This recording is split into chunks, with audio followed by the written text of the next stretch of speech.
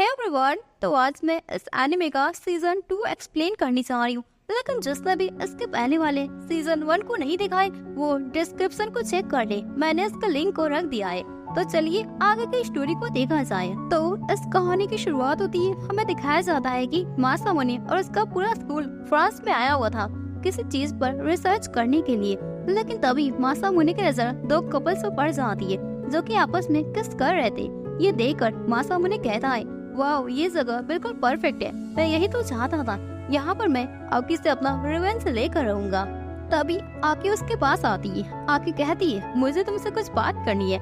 मासामुने उसे देखकर काफी हैरान हो जाता है। फिर आकी कहती है, जब फ्री हो जाना या हम शाम को बात करेंगे। तो मासामुने उसके पास जाता है कुछ बात करने के लिए, लेकिन तभी वो एक लड़की से टकरा जाता है। मासामुने उस लड़की से कहता है, क्या तुम ठीक हो, तुम्हें लगी तो नहीं? वो लड़की कहती है, हाँ मैं बिल्कुल ठीक हूँ। लेकिन तभी वो लड़की एक्साइटेड होकर पूछती है, क्या तुम जापानीज हो? तो मासामुने कहता है, हाँ मैं एक हाई स्कूल स्टूडेंट हूँ। तो ये बात जानकर वो लड़की और भी ज्यादा एक्साइटेड हो जाती है और वो कहती है, तुम वही हो जिसकी मुझे तलाश थी। फिर आगे वो लड़की अपना इंट्रो देती है, उसका नाम मोरेल था एंड मासामुने और आगे दोनों अपना इंट्रो उसे देते हैं। बातों ही बातों में मासामुने कहता है, तुम्हारी जापानीज तो काफी अच्छी है। तो मोरेल कहती है, हाँ मैंने एनिमे और मांगा से ये सारा कुछ सीखा है। ये बात सुनकर आकी और मासामुने काफी हैरान हो जाते हैं। फिर मोरेल कहती है, जापानीज मांगा तो एकदम अमेजिंग होते हैं, मैं उनकी बहुत बड़ी फैन हूँ। यहाँ तक कि जब भी मेरा भाई टोक्यो जाता है मैं उससे बहुत सारे मांगास को लाने के लिए कहती हूँ। फिर वो अपनी सैंपल कॉपीज दिखाती है जो कि मांगा की उसने बनाई थी। आकी और मासामुने उस सैंपल कॉपीज को देखते हैं जो कि उन्हें जरा सा भी अच्छा नहीं लगता। एंड मोरेल कहती है, मैं रोमांटिक मांगा ऊपर रिसर्च कर रही थी लेकिन मेरी पेंटिंग अच्छी नहीं बन रही है, क्या तुम लोग मेरी हेल्प करोगे प्लीज? लेकिन मासामुने उसे मना करके आकी को लेकर चला जाता है। तो ये देखकर मोरेल काफी उदास हो जाती है।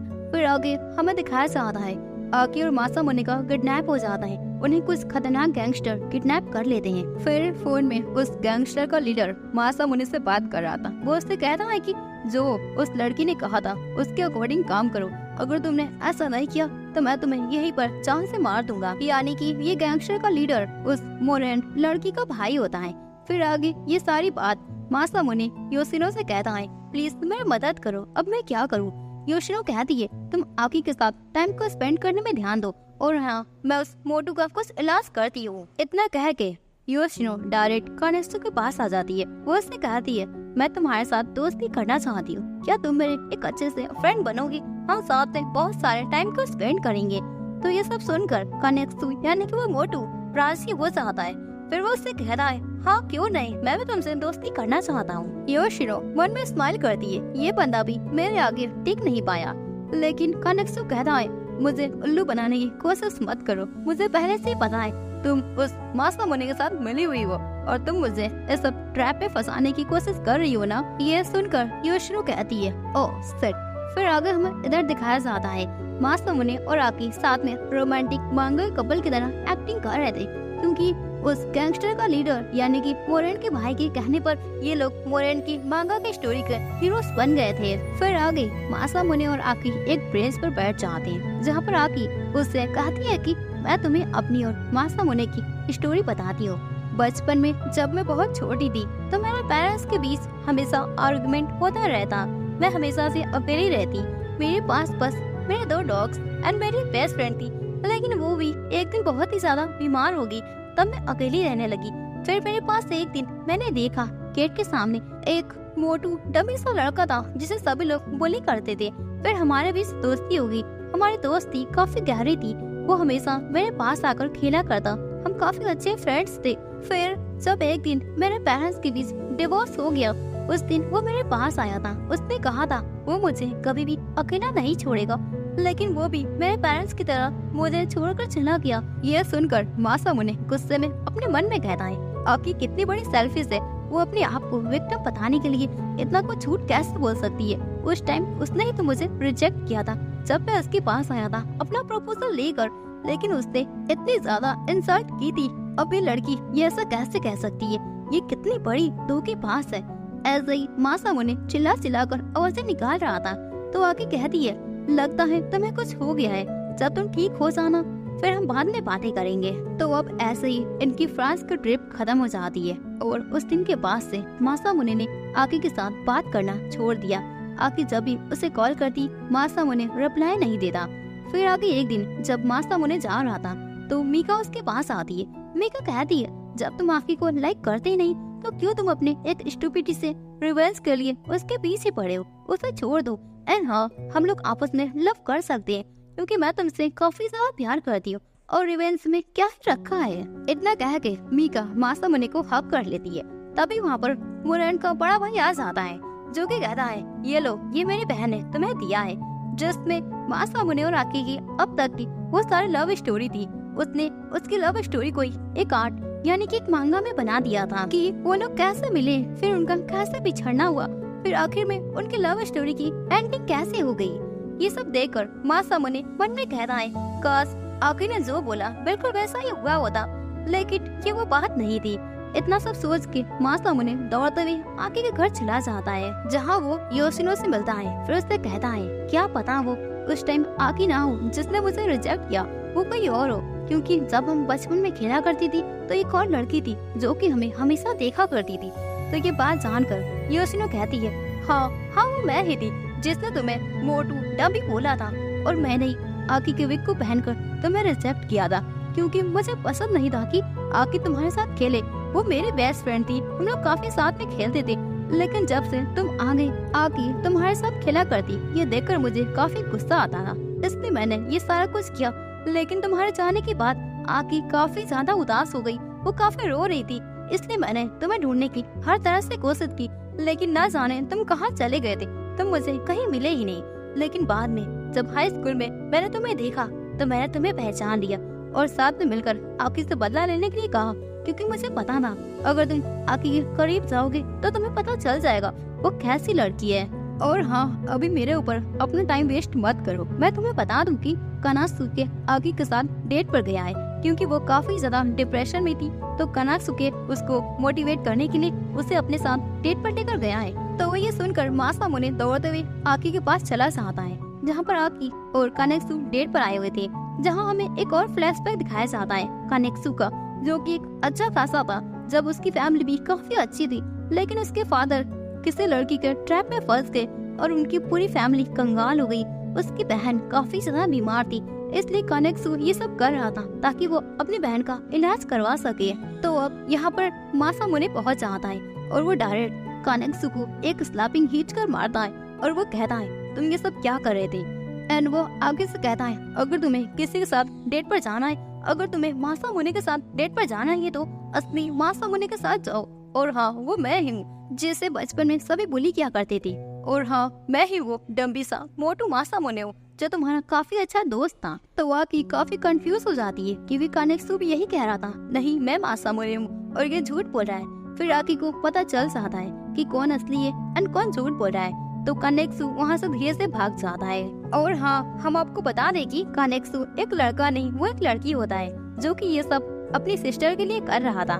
फिर आगे आकी कहती है क्या तुमने कहा था ना तुम मेरे साथ डेट पर चलना चाहती हो, तो क्या तुम चल रहे हो। ये बात सुनकर मासामुने काफी हैरान हो जाता है। फिर अगले दिन सारे क्लास में ये पता चल गया था कि आकी मासामुने एक दूसरे को डेट कर रहे हैं। तो इधर कैंटीन में कानेक्सु की गरीबी को देखते हुए स्कूल वाले उसे इस जॉब पर रख लेते हैं। फिर आगे मासामुने आकी साथ में बातें करते हैं और आकी खाना खा रही थी, वो उसे कुछ फूड्स मासामुने को ऑफर करती है, लेकिन मासामुने इतने सारे ऑयली फूड्स को नहीं खाता। आगे कह रही थी तुम बचपन में जैसे थे मुझे तुम वैसे ही काफी पसंद हो, तुम वैसे ही बन जाओ। ये बात सुनकर मासामुने काफी डिप्रेस हो जाता है कि मैंने इतना कुछ किया ऐसा बनने के लिए, अब मैं फिर से वैसा कैसे बन सकता हूँ और अब मुझे कुछ मजा नहीं आ रहा। मैंने इतनी सारी हार्ड वर्क किया था ताकि मैं आकी से अपना रिवेंज ले सकूं, अब मैं क्या करूं। तभी वहाँ पर योशिनो आ जाती है। मासामुने उससे रोते हुए मदद मांगता है, मेरी मदद करो, मैं क्या करूं, मुझे कुछ समझ नहीं आ रहा है।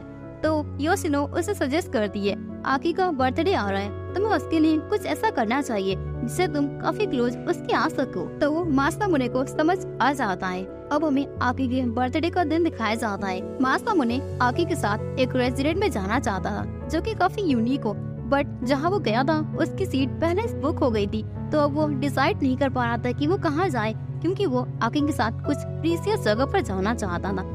लेकिन टाइम चला गया और शाम हो गई, उसने अभी तक डिसाइड नहीं किया। तो आके कहती है कोई बात नहीं, हम किसी नॉर्मल रेजिडेंट में भी जा सकते हैं। तो मासामुने कहता है चलो मेरे घर, मैं तुम्हें अपनी मॉम के हाथ के टेस्टी पैनकेक्स खिलाता हूँ। तो आके भी खुश हो जाती है। अब दोनों घर आ जाते हैं, जहाँ मासामुने को पता चलता है घर में कोई भी नहीं है।